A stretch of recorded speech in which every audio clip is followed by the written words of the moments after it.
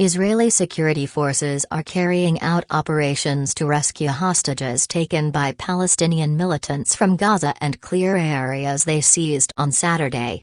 The military said troops had secured 22 locations by Sunday morning but were still sweeping through another 8. The surprise attack by hundreds of gunmen from Hamas, under the cover of intense rocket fire, has reportedly killed at least 600 people in Israel. More than 370 people in Gaza have been killed in retaliatory Israeli strikes, and 400 Palestinian gunmen have been killed and dozens arrested during the fighting in Israel, according to the Israeli military. Saturday saw Israel's deadliest day of violence since the Yom Kippur War 50 years ago. Prime Minister Benjamin Netanyahu said on Saturday night that Israel was going into a long and difficult war. He also warned Hamas, which governs Gaza, that its hideouts would be reduced to rubble. Hamas leader Ismail Haniyeh said it was on the verge of a great victory. The attack began just after dawn on Saturday, which was the Jewish Sabbath and festival of Simchat Torah. Hamas gunmen cut through the heavily fortified fence that lines Gaza's perimeter and crossed into southern Israel on motorbikes, paragliders and by sea.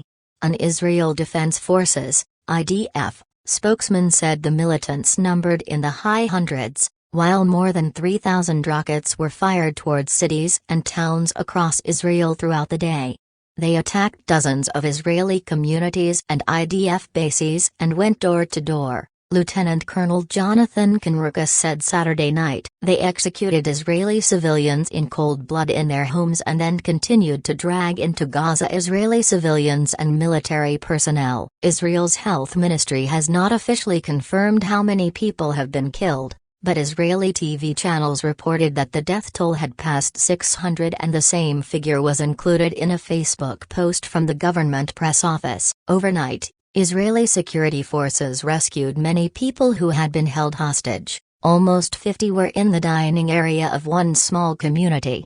At least 10 militants who had taken over the police station in the town of Sderot were killed. Through Sunday morning, shootings continued in communities close to Gaza. Near the city of Ashkelon, Israeli forces chased several Palestinian gunmen in a stolen car, killing them in a dramatic shootout on a main road.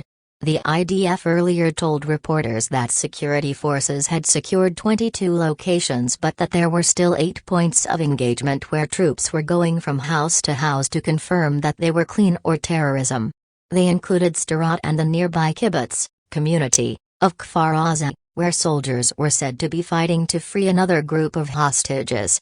Residents who live near the Gaza frontier are also being evacuated. Concerns are also growing for the dozens of Israeli soldiers and civilians, including women and children, who it is believed are being held hostage by Hamas in Gaza.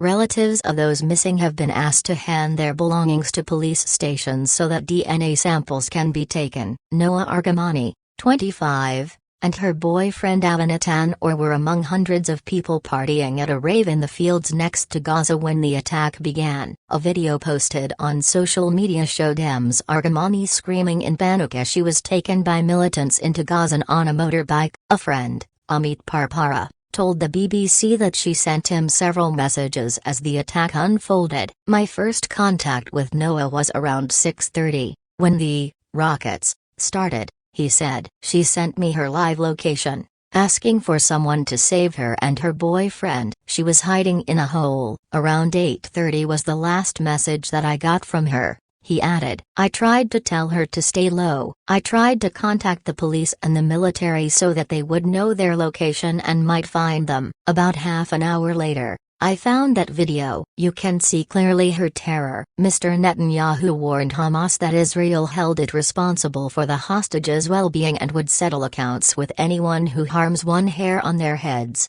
He also said the IDF would immediately use all its strength to destroy Hamas's capabilities, and told Gazans to leave their homes and take shelter.